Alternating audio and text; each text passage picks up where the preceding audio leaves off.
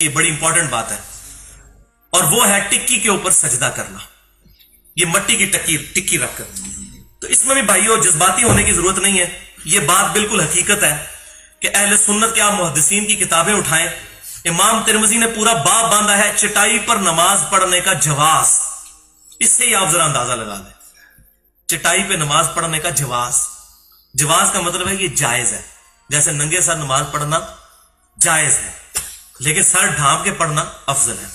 نبی صلی اللہ علیہ وسلم کا عمل نہیں تھا کہ آپ چٹائیوں یا قالینوں پر نماز پڑھتے تھے، حالانکہ اس وقت پاسبلٹی موجود تھی۔ آپ صلی اللہ علیہ وسلم لائیو زمین پر نماز پڑھا کرتے تھے۔ بخاری اور مسلم کی متفق علیہ حدیث ہے، آپ کو پتہ ہے وہ شب قدر والی، کہ آپ صلی اللہ علیہ وسلم نے فجر کی نماز کا سلام پھیرا تو اس رات بارش ہوئی تھی، تو صحابہ نے نبی صلی اللہ علیہ وسلم کے ماتھے پر کیچڑ کے نشان بھی دیکھے۔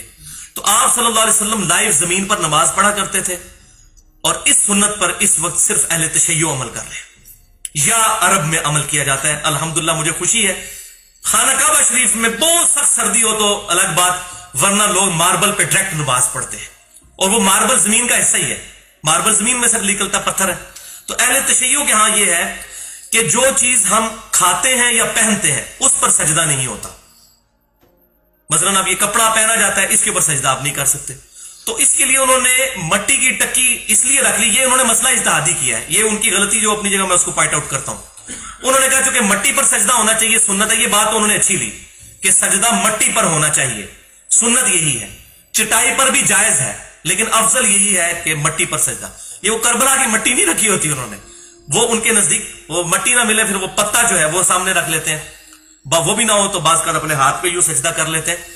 تو یہ تمام کی تمام چیزیں افضلیت کے طور پر کرتے ہیں، لیکن اس میں میرا سٹانس یہ ہے کہ سجدہ صرف ماتھے نہ نہیں کرنا ہوتا، 7 اعضاء پہ سجدہ ہوتا ہے، پھر 7 ٹکیاں ہونی چاہیے، 2 پاؤں کے نیچے، 2 گھٹنوں کے نیچے، 2 ہاتھوں کے نیچے،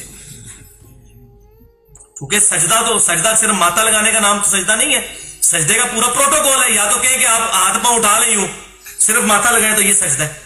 تو انہوں نے یہ اجتہاد تو کیا، اور میں نے ان کے علماء سے پوچھا کہ یہ آپ کے ہاں کوئی روایت؟ کہتے ہیں روایت کوئی نہیں ہے، روایت یہ ہے کہ لائیو زمین پہ نماز پڑھی جائے، یا چٹائی ہو، جیسے ایک کھجور کی چٹائی بنی ہوئی ہو، کسی زمانے میں ہماری مسجدوں میں بھی ہوتی تھی، اس پہ وہ بھی قائل ہے کہ وہ کھائی نہیں جاتی، ٹھیک ہے، اور وہ نیچرل چیز ہے، اس کے اوپر وہ سجدے کے قائل ہے۔ کھجور کی چٹائی جو یہ ہمارے پھوڑ وغیرہ ہوا کرتے تھے، تو اس پہ نماز پڑھی جائے۔ تو انہوں نے ٹکی والا جو مسئلہ ہے یہ اجتہادی اخذ کیا ہے، لیکن یہ اتنا بھی مسئلہ جو ہے وہ سیدھا نہیں ہے جس طرح ہم مذاق اڑا رہے ہوتے ہیں، تو بیسیکلی وہ افضلیت کو ٹارگٹ کر رہے ہوتے ہیں۔ خاک پر سجدہ، سجدگاہ ایک ایسا عنوان ہے کہ جو قرآن و سنت سے ثابت ہے۔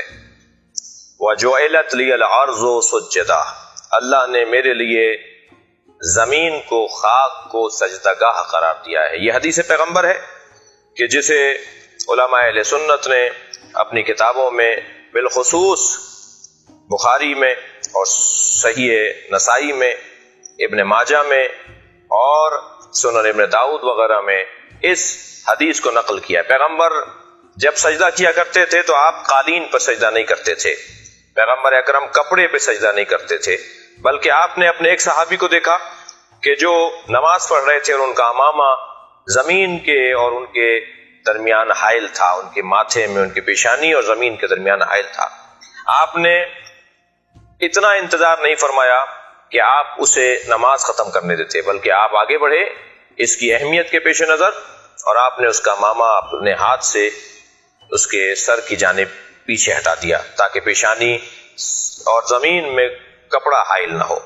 لہذا کپڑے پر سجدہ یہ پیغمبر اکرم کی سنت سے ہٹ کر ہے۔ السجود علی الخمرہ، یہ کتب اہل سنت کے اندر پورا باب ہے۔ خمرہ، ٹھیکرے پہ سجدہ، اور مٹی، پختہ مٹی پہ سجدہ، یہ پیغمبر کی سنت ہے۔ پیغمبر اکرم کپڑے پہ سجدہ نہیں کرتے تھے۔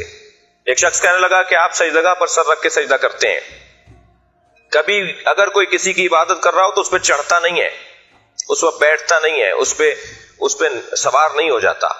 ہم خانہ کعبہ کی عبادت نہیں کرتے، خانہ کعبہ کی طرف رخ کر کے اللہ کی عبادت کرتے ہیں، لہذا خانہ کعبہ کی چھت پر کھڑے ہو کر بھی اذان کہی جاتی رہی ہے، نبی کے زمانے میں بھی اور بعد از پیغمبر بھی۔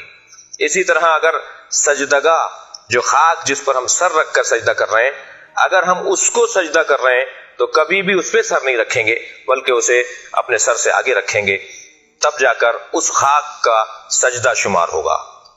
کربلا سے پہلے مطلقاً خاک پر سجدہ ہوتا ہے، لیکن کیونکہ وَطَابَتُ الْأَرْضُ الَّتِي فِيهَا دُفِنْتُمْ معصوم فرما رہے ہیں کہ وہ خاک جس میں آپ حسین دفن ہو گئے، اے اصحاب پیغمبر جس خاک میں آپ دفن ہو گئے، وہ خاک طیب و طاہر ہے، لہذا جب خاک پر سجدہ کرنا ہی ہے تو پھر وہ خاک جو طیب و طاہر زیادہ فضیلت رکھنے والی ہے، اسے اگر سجدہ کا قرار دے دیا جائے تو بالکل ٹھیک ہے۔ ایک شخص نے ہم سے کہا کہ آپ خاک پر سر رکھتے ہیں، آپ سجدگاہ پہ سر رکھ کے سجدہ کرتے ہیں، لہذا آپ شرک کرتے ہیں۔ میں نے ان سے پوچھا کہ آپ کہاں سر رکھتے ہیں؟ کہنے لگے ہم ہر جگہ رکھ لیتے ہیں۔ تو میں نے کہا پھر بڑا مشرک کون ہوا؟ جو ہر جگہ سر رکھ لے اس کے اوپر تو کوئی اعتراض نہیں، اور جو مخصوص جگہ پر سر رکھے اور پاک اور خاک پر سر رکھے اسے مورد الزام ٹھہرا جائے۔ کتب اہل سنت کے اندر السجود علی الخمرہ ایک پورا باب ہے سجدگاہ کے عنوان سے۔ پیغمبر نے کبھی کپڑے پہ سر نہیں رکھا، ہمیشہ پختہ مٹی پر اور ٹھیکرے پر اور خاک پر سر رکھا ہے، یہی سنت پیغمبر ہے۔